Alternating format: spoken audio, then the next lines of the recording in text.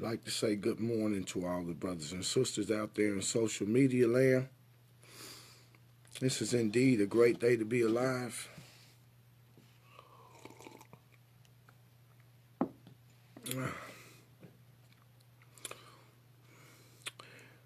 This morning, we want to give the brothers and sisters the opportunity to ask some questions if they decide to do so that are based on the previous videos. Good morning, John. Good morning, Brother Matthew, Brother Yasso. I don't know if anybody's seen the video that we done yesterday, but I hope that you will get a chance to go and watch it. We did title the video, What God Said or What Man Said. And so we want to come riding in on top of this. Good morning, Sister Julie. Hey, son, King Moshe, how you doing this morning? Sister Julie, it's good to see you back. We missed you the other day. They said you got locked up. They said Facebook came, Facebook patrol rolled in and put some handcuffs on you. So we went over. Good morning, Christopher. Good morning to all the brothers and sisters that's out there. You know, when we start dealing with the words, we're only dealing with trying to find a way to have a righteous life. To my younger brothers and sisters, listen, correction and chastisement is a part of your growth. And to all of you other brothers and sisters that are out there, you must understand that constructive criticism is a part of your growth too. Good morning, Gabriel. You see, if you can't accept constructive criticism, how will you ever know the weak areas in your life? And all of us have them, you see, and everybody got to go through the same process. So when we're dealing with the Bible, it's not so that we can be finding things to fight about. We are trying to find ways to where we can learn how to live our life in this world that will become an exemplification of the Most High's righteousness. But in order for us to do that, while we striving to serve the Most High, we must understand what the Most High said. So when we tell people things like this, that the Most High ain't speaking past page 2 of the book of Genesis. Why do we say that? Because everything that he said, everything that he told Adam, he gave Adam 7 commandments. And after he gave him those 7 commandments, it says that he sat down and he rested, and he said, that's the end of it. He said, what, are you wearing that hat? Well, I live in Kansas City, and I ain't never been no diehard because I don't take sports like everybody else take them. You know what I mean? But the but the hat, you know what I mean? It ain't just the hat; it's the shirt. And then there's other things, but I like some of the Kansas City attire that they're coming out with. So, and as I said, you know, I live in Kansas City, Missouri. You know what I mean? So, I want to see the team that play in Kansas City win. And just because they lose don't mean that we don't still support them. You know what I mean? So that's like me asking you, you know, why do you still go to work? Because your wife didn't do something that you told her to do. And she fell down on her responsibility. Why you still taking care of her? Why you still representing her? So, but I understand your point. Yeah. So, we lost the Super Bowl. We lost the Super Bowl. We won the championship. And we also had the best record, you know what I mean, in the league until we lost that game. So, other than that, Kansas City, they have done a spectacular job, you know what I mean, whether they win the Super Bowl or not, you know what I mean. As long as I'm in Kansas City, Missouri, then you can expect me to wear the gear, you know what I mean. Now tell me that the gear ain't tight. Okay, but back to the topic. Now, so when we start looking at God's 7 laws of righteousness that he had given Adam, and then it says the seventh day he rested. He ceased from his work because everything that he made, everything that he said, every commandment that he had given, he declared that it was good. And the only thing Adam had to do was follow it. And Adam was able to keep everything else. And like I tell our brothers and sisters, because Adam was created in the image and in the likeness of God, he was in a perfect state of righteousness and obedience. But when he fell, he got separated from the Father because the Father didn't have anything else to tell Adam. He told him everything that he was going to tell him. And when Adam began to produce children, they would be born in his likeness, in his own image. They would not be perfect and upright. They would not be perfect in righteousness. They wouldn't have that same thing that Adam once had when he was created.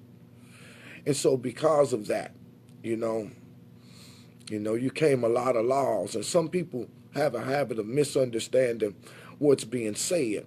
So when I tell you that all of the laws that come after Adam are a result of Adam's sin, and then we show you scriptures, and a lot of times these things shake people up because they may not know what the next person know. Somebody may have a greater understanding of truth and purpose than somebody else. Okay, so if you 5 years old, the 15-year-old is going to have a far greater understanding of the 5-year-old. You know what I mean? And so this is what I try to explain to some of my brothers and sisters that get zealous because they learning new things. So those things had to be applied to our life. And so when the scripture says things like, he that is nearer to God needs less commandments. But the farther away you are from God, the more commandments that you need. Now, when we start looking at the life of Adam, even though Adam fell, we still have an opportunity by grace and through faith in Hamashiach to come back into our garden. You see, we still have a garden on this earth to live in. So let me simplify. Obedience to the Father's 7 laws. And if we can be obedient to the Father's 7 laws of righteousness, you don't need all of that stuff that came by way of your forefathers, because now you're assuming the responsibility that God had given to Adam to assume. Now we established the fact how everything that God said still in its place. The sun, the moon, the stars, the earth, the water, the fish, the creeping things, the fowls, the beasts, and man. And God's Sabbath, the day that he rested, is still in place. But when you get down to day 6, to what God instructed Adam to eat, that's the part where Adam failed at. And when we get down to talking to people about eating the things that God gave to Adam to eat, that's what we fight against. So we want to go in there and we want to remove the main thing, but just the very fact that you would remove that and fight against the eating of flesh and blood shows you that you are up under Adam's sin, because Adam failed because he couldn't control his diet or his appetite. You see? And you can't say that everything else that God did still held up under the word of his power in perfect obedience. And then when they get to what God told Adam to eat, you see, that thing got changed. And then we skipped over that and went back into the Sabbath. That shows that we are still under Adam's sin, because we are born in his likeness and in his image. And the same thing that caused him to fall into sin is the same sin that we are up under. That is the one thing that has to get reversed. So when we start talking about looking at the 7 laws of the Most High's righteousness, it tells you that Moses came and gave the people, God gave Moses 10 commandments, but the people didn't get the 10 commandments. Because God said, Moses, get thee down. Your children have corrupted themselves. How did they corrupt themselves? How did they corrupt themselves? Moses never would let them eat flesh and blood throughout the course of the wilderness. When they came to the mountain of God to receive God's righteousness, while Moses was gone, God told him, get thee down, your people, and corrupted themselves. And how did they corrupted themselves? They went back in what they learned in Egypt.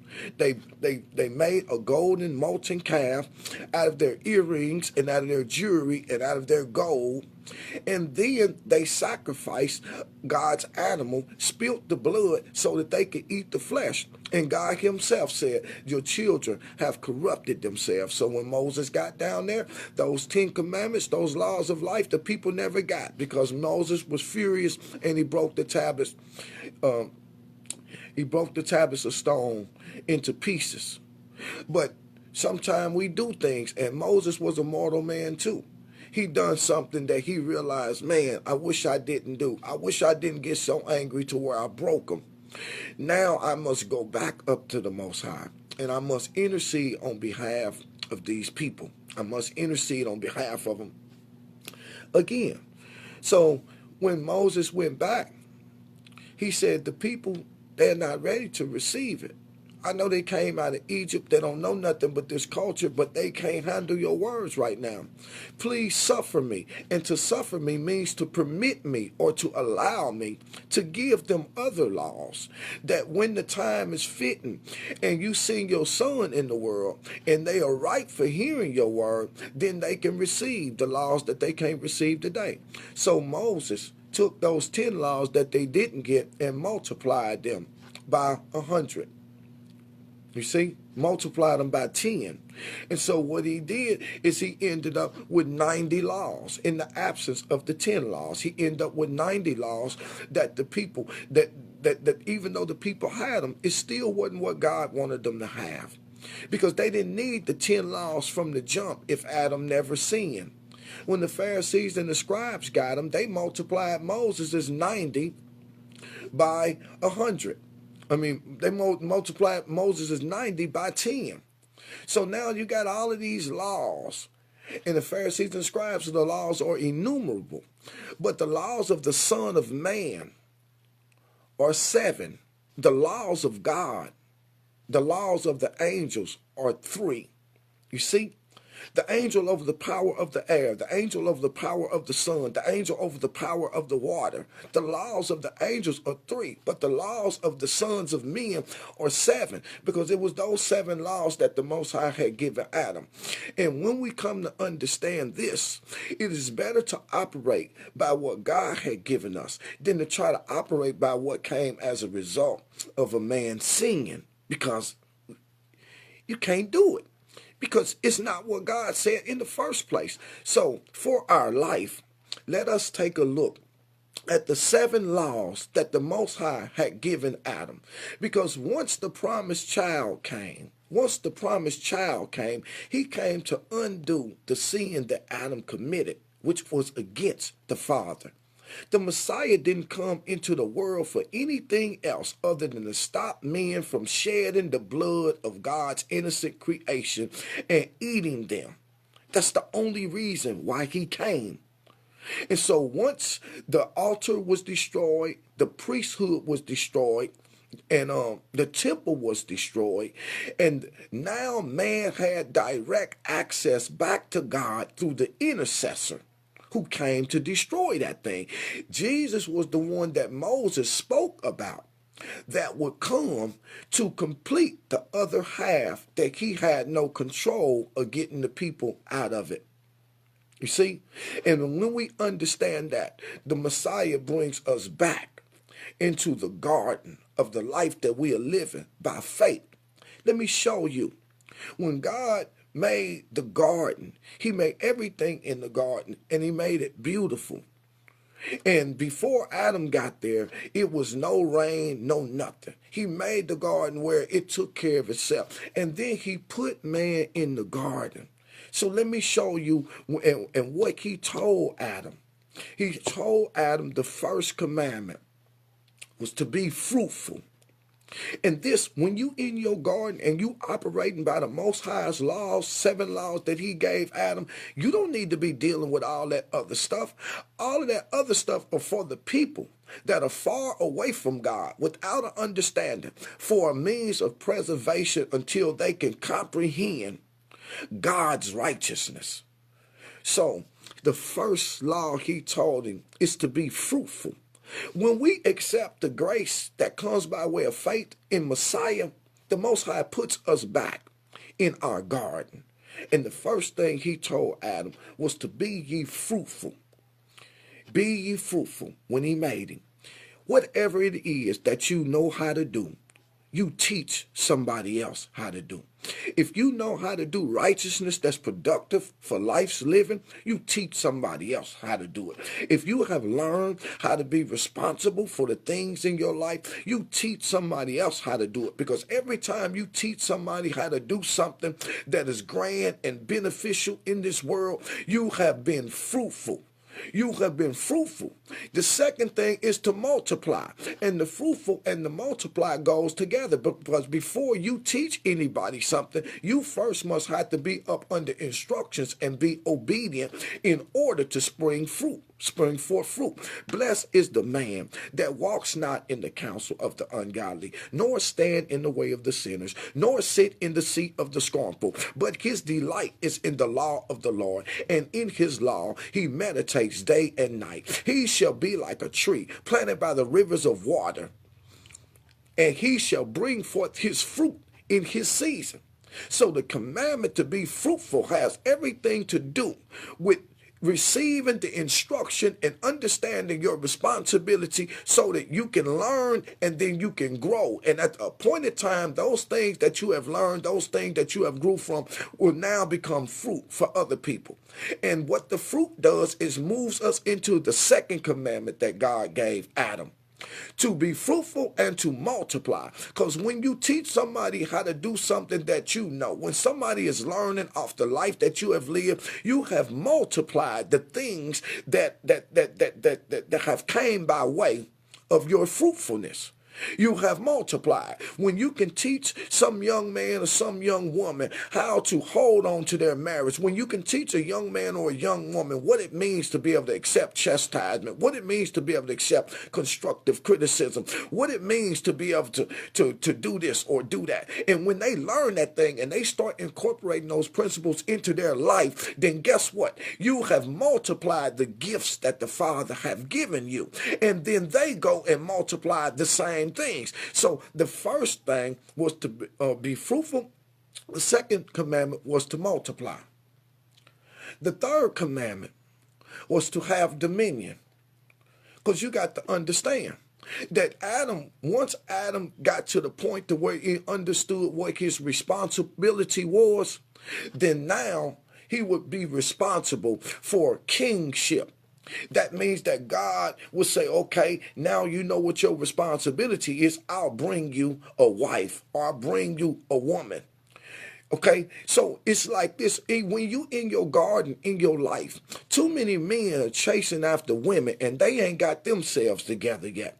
When God show you how to be responsible for your life, how to be obedient to him, how to have you a job, how to have you a house, how to have you a car, how to take care of your responsibility that been put in your care, then he'll say, okay, now that you can handle your responsibility, let me give you something that you can have dominion on. So God brought Adam Eve once he were able to till the garden and to take care of it and to dress it and take care of his responsibility. Now God gave him a woman, because through that woman will come the third commandment, to be able to have dominion. That means that I want you to have dominion, because now that you're being fruitful and now that you're multiplying, you're about to start having children. And now when you have your wife and you have your children, now you're going to have dominion. And dominion dominion is dealing with kingship or rulership or priesthood or something of that nature. You are going to now have dominion. And having dominion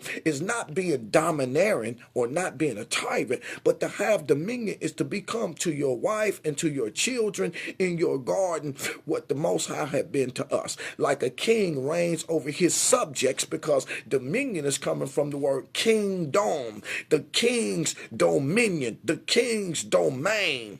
And the second thing, that, and the fourth commandment was that he would subdue the earth. And subdue and dominion are attached together, because in order to have dominion, Adam must have had to subdue his wife. He had to subdue his children. And to subdue something don't mean that I chase it down and wrestle it and body slam it and tackle it. What it means is subdue. It means that I bring those things that I'm responsible for up under my subjection. So you see that? Subjection is coming from the word of subdue. And a subject is another kingdom term, because the king has subjects. So if you're going to have dominion over something, and then you're going to have to subdue it, it's going to have to be made subject to you. So if you're a brother or a sister and you living in your garden, this is important for you to understand. You can't go out there and hook yourself up with a woman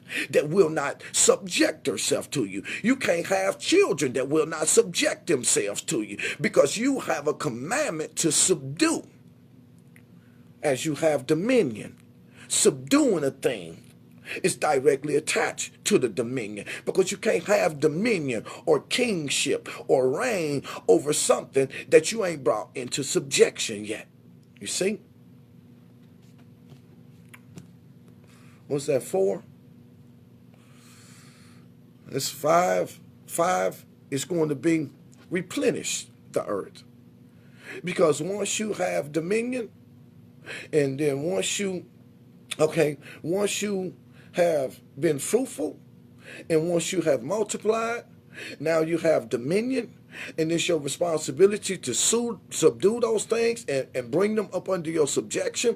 And then the next thing is to replenish it, because everything that's up under your subjection, you become a caretaker of. For the husband that has a wife, she is not built like you. She is an extension of yourself. So there are many things that you know that are missing from her. There are things that God took away from you to create her with. And so she is insufficient already. You see? And we are all depleted. All of us are depleted. But when that fifth commandment talking about replenish, how many of you know, man, when you a man and your wife is not built like you, she's an emotional creature, she's easily shooken. When she gets stressed out, it's up to you to replenish her. Baby, I got you, no matter what. I know it's tough, baby, but you ain't got to worry. I ain't going nowhere. I don't even take it personal. I know you was just having a bad day. You got to replenish them. Get back up. You got to replenish your subjects. You got to be able to tell your kids, hey, I know it's rough. I know you got the bullies at school, but don't worry about that. You'll be stepping on them bullies tomorrow. You great, you bad, you fearfully, marvelously made, created in the image of God. That is what it means. You got to be able to replenish. You see? That's 5 commandments that God gave to Adam. When we living like that, you don't need all this extra stuff. You living in a way that's pleasing God, causing him to smile on you. 5, that's 5. Then we get to 6. Of all the fruits of these trees I've given you to eat, this going to be meat for you. This going to be food for you. Why? Because in order for you to be fruitful, in order for you to multiply, in order for you to have dominion, in order for you to subdue, in order for you to replenish, you must be in state of good health in order to do those things. You can't have reign over nobody and have people subject to you when you are sickly, when you are doing things that people don't respect. You can't have subjects up under you like that. And so the 6th commandment, he told him what was going to give him long life. You can't be fruitful and multiply. You stagnate that commandment if you're in bad health. You stagnate that commandment If you go into erectile dysfunction, you stagnate a commandment when you can't do these things because of your health issues. That was the sixth commandment God gave Adam. And that's all Adam had to do, was eat right. I've given you every single tree for food. Then I put another tree in there on top of that, which would be the tree of life. The tree of life versus the tree of knowledge of good and evil meant that I didn't need anything else outside of what God had already given me. All I need to do is deal with this right here. There is many of us right there right now. You understand what I'm saying? We still eating from the tree of knowledge of good and evil when the tree of life has been set in the midst of our garden. The tree of life is representation of Yeshua HaMashiach, the one that will live in perfect obedience to the Most High, as a means to restore us based on the promise that God had made to Eve after they fell into sin. And the tree of life, eating from the tree of life, it means this: take no thought in what ye shall eat, what ye shall wear, or where shall we be clothed. Look at the birds, how they fly through the air. They don't reap, they don't sow, they don't gather together in barns, yet your heavenly Father feeds them. You see, which one of you can add 1 cubit to his stature? Which one of you can add another breath to the life that you are given? See, when we start eating from the tree of life, we give up our ability to make decisions based on what's right or what's wrong. Ain't no right, ain't no wrong when we are in our garden, because the tree of life is in the midst of us. And that's what we do. Here's the tree of life in the midst of us while we live our life. Lean not to your own understanding, but in all thy ways acknowledge these 7 laws that I gave your father Adam, and these shall direct your path, and you shall glorify me. You see, this is that. In the man's eyes, all of his ways are right, but the ends are ways of death. That's because when we start living according to the tree of knowledge, we think that we can bring about a good life based on the things that we learn or the things that we know. But how many of you know that when you're eating from the tree of the knowledge of good and evil, you can set out to make a decision or a choice in your life, and it can be a good one for you, but it'll turn out to be a bad one for somebody else. That's what comes from eating from the tree of the knowledge. There are many women and many men that have fallen down on their responsibility and said, you know, I think I can do bad all by myself. I think I need somebody else to be with. And so you make a decision based on where you at today, and you think it's a good decision. How many of you ever made a decision to the best of your ability and you knew it was good, only it turned out to be a nightmare? How many of you was forced into a situation that you didn't want to go into, and it turned out to be a blessing in disguise? See, you can't eat from the tree of knowledge of good and evil because no man has the capacity to govern his life in the way that God meant for it to be governed. Only thing we can do is try to govern our lives. And so you have 7 laws. In the seventh law, the final law was, thou shalt not eat from this, and the day you eat of it, you shall surely die. You see, Adam had everything that he needed. And when we start talking about Hamashiach, you look at what was contained in one of the noble contents that was contained in the letters of Paul. He said, by one man sin entered into the world, therefore sin and death passed upon all men. But by one man's righteousness, eternal life shall pass upon all men. You see, it didn't have nothing to do with what was right or what was wrong. It didn't have nothing to do because Adam's sin didn't have anything to do with us, yet it passed on us because we were produced in his fallen image. Yet when we put our faith and our trust in Yeshua HaMashiach, that righteousness don't have anything to do with us neither, but it is passed on to us because his main objective was to restore us back to the place where our father fell. You see? And everything else was just part of the process. Everything else was just a part of the process. So you in your garden right now. But you can't be in your garden talking about, I'm governing myself according to Levitical law, when Levitical law didn't come from God. Levitical law came from Moses. And what Moses gave the people didn't come from God. What Moses gave the people was something that God allowed him to give the people so that he wouldn't kill them. But that wasn't what God gave him. You see? And I'm trying to tell my brothers and sisters all the time. So me and one of our brothers got into a discussion this morning how the Most High says, be ye perfect as I am perfect. And I say there's too many scriptures in the Bible that tell you there is none that doeth righteousness and not evil. There is none that is righteous and not wicked. There is none. There is no, not one, over and over and over and over. So I say you got to question that. What does that mean to be perfect? You have to go all the way back to the state that Adam was in when God created him. Because he was created. When God say, be ye perfect as I am perfect, he talking about coming back to the garden. Because he created Adam in the image and in the likeness of him. Behold, all Israel, the Lord thy God is one, and beside him there is no other. Adam was full like God. Adam was lacking nothing like God. He was perfect like God. He was upright like God. He didn't even have a woman. He was that much like God that everything that he needed was built up in himself. And then God looked at the animals and declared, it is not good for man to be all one like me. It's not good for him to be alone. Look at the play on the words. It's not good for him to be all one like me. I will make for him a helpmeet like the animals because I have commandments for him. You see? So when you're talking about being perfect, as the Most High is perfect, we got to look at our father Adam and look at the way that he was created and look at the 7 laws that gave him. And when we want to be perfect and reach for perfectness, we can skip past all of that other stuff. We can skip past for my brothers and sisters that keep trying to make sense out of Adam's sin that caused you to eat things that you wasn't supposed to. Let's look at this.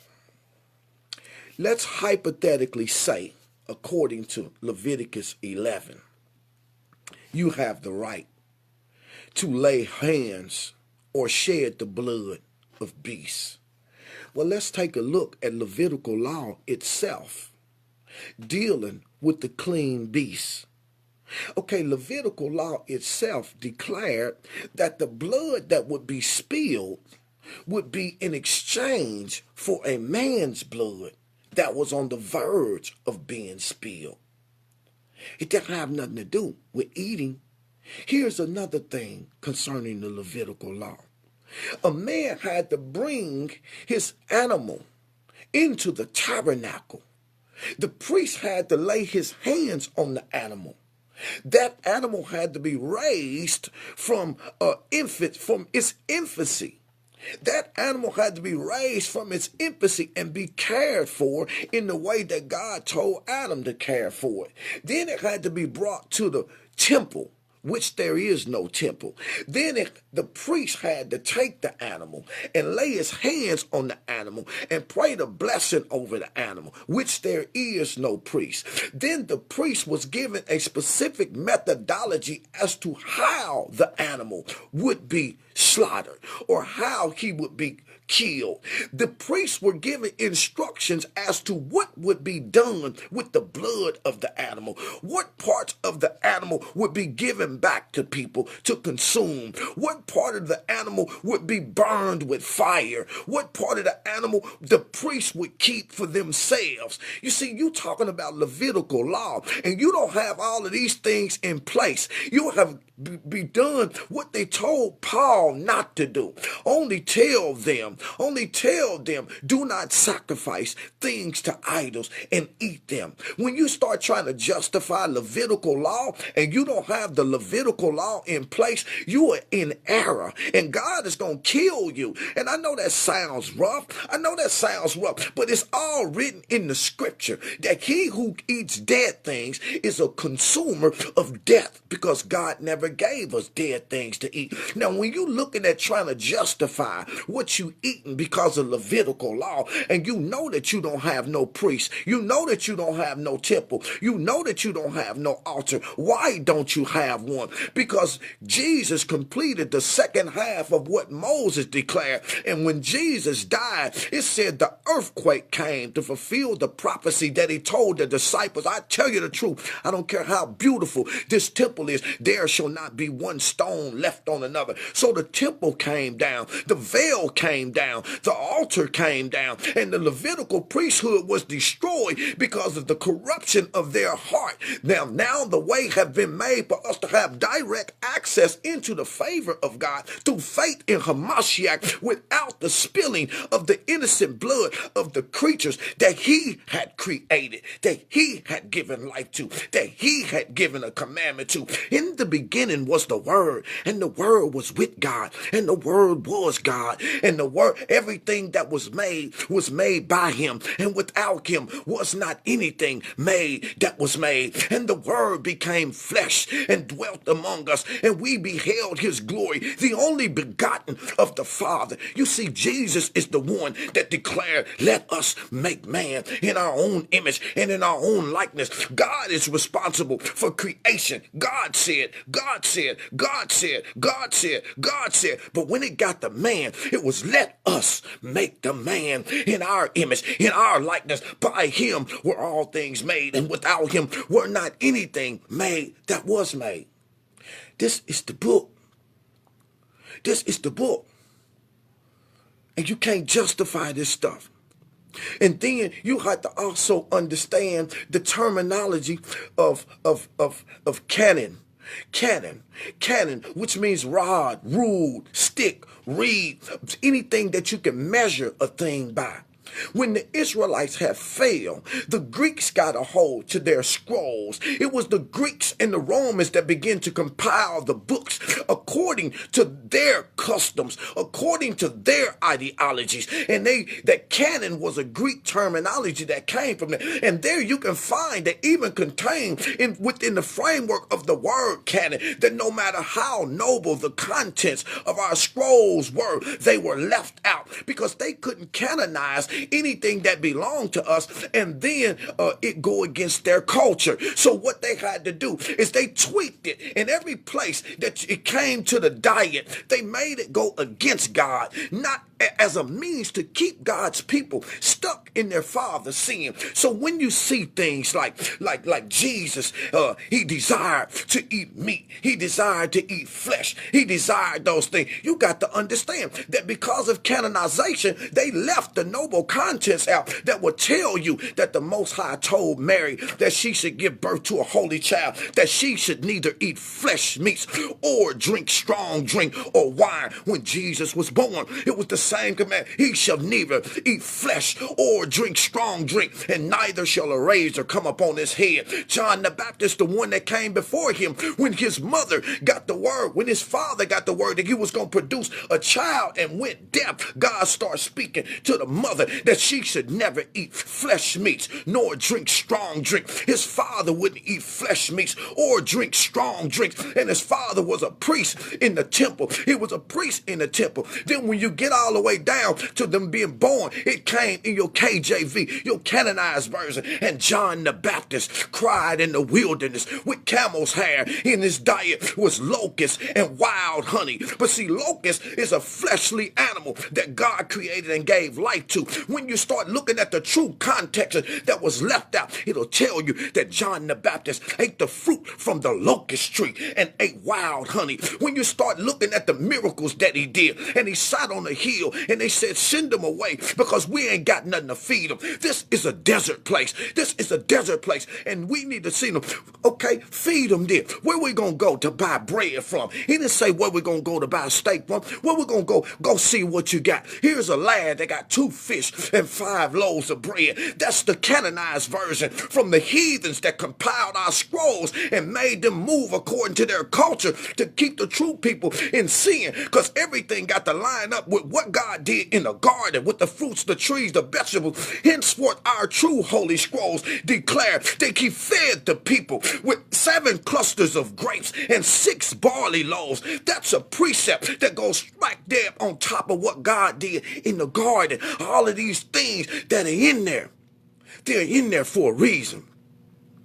They're in there for a reason. And we overlook these things. Where is the part? You can see the part about Jesus doing the Last Supper. You'll see the part, oh, I desire to eat this Passover with you. But you don't see the part. The canonized version left out the truth of it, that Jesus wouldn't eat flesh. Jesus came to save the animals. That's why he was classified as the lamb that was slain before the foundation of the world. Have you not read that God desired mercy and not sacrifice? It was the creation that moaned and travailed until now, waiting on the adoptions of the sons of men to come back to the Most High. For the animal and the creature was made subject to vanity unwillingly. The animals didn't want to be in the condition that they're in now. They were made subject to vanity because of man's sin. He said, and from night now, the whole creation is groaning and travailing as they shoot down the animal and then hang him up on the wall. The whole creation is travailing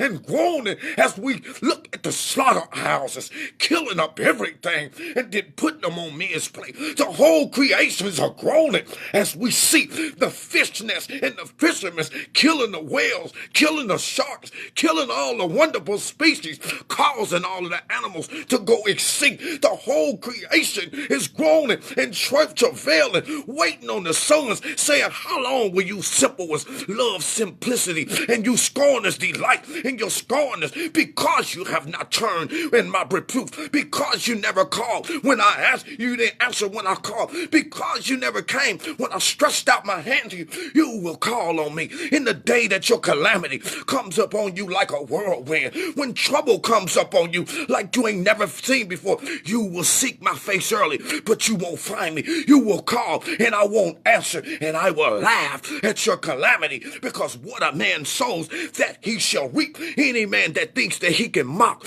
what God's saying, he is sadly mistaken. These things should break your heart, because it's what broke Jesus' heart. It's what caused him to say, my God, I got to go down there. If I don't go down there, it's written in the pages of the books. In the last days, false prophets shall arise in the earth. They shall deceive many. They shall teach men things that I didn't say. They shall cause men to do things that I didn't tell them to do. And they shall do it in my name. If I don't go down here and shorten these days, all the animals' flesh in the world would be killed. All of the human flesh in the world would be killed from diseases and from plagues and from viruses. If I didn't go down here and save these people, all of them would be killed. And we have our brothers and sisters, and I understand where they at, because I was once there too, early in my learning, and I argued the same points. Well, the Bible says that when they singing, they covered themselves up and they was naked, and God made coats of skin. Do you think that God had to kill one of his animals that he classified as good to make us something to wear on our back? Let me tell you what that really means. That really means that when Adam was perfect and upright like God, he dwelled in a ram that was unlike the ram that we dwelled in. And when they went out of the garden, the Bible declares in the first book of Adam and Eve, our scrolls that were taken out of the canonized version, the Bible declared that when they went out of the garden, they didn't even know that their feet was touching the ground. He said when Adam and Eve seen that barren land with those rocks and those thorns and thistles, they both had heart attacks and died right there on the spot. But the Spirit of the Lord that made them raised them up again and said, you can't die, Adam.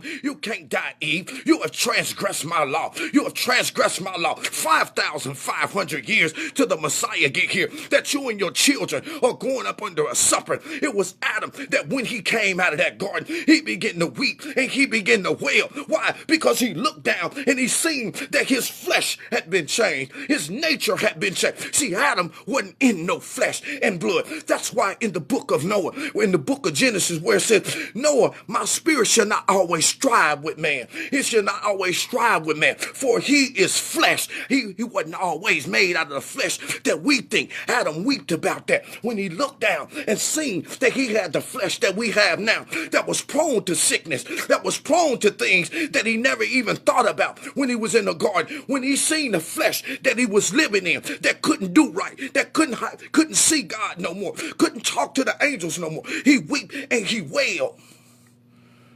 God changed his nature and made his nature and his body conducive to the world he had to go and live in. I understand what many of the brothers and sisters said, but what you're reading is only in part, and you may not been around long enough to really go in there and start dissecting the book and putting the pieces of the puzzle together. But once you do start putting the pieces of the puzzles together, you'll understand it was about one thing. It was about the promise that God made to Adam. And every time the devil tricked Adam, and every time Adam get into a bad place, Adam would drop dead. Adam would fall dead. Adam didn't need no sleep. He didn't have to do none of that stuff, because when God sent him in the cage and nighttime fell, Adam and Eve were scared to death. They were so scared that they died right there on the spot, because he ain't never seen the sun leave him. He ain't never been in a place to where he couldn't talk to the angels, that he couldn't see the angels. And now he's covered in a cave with rocks and in darkness, and God raised him up and told him, Adam, don't be afraid of the dark. Because of the change of your nature and because of the body that you live in now, I gave you darkness, because your body now has to lie down. It's now requiring rest. There are so many things that those canonized versions have taken out.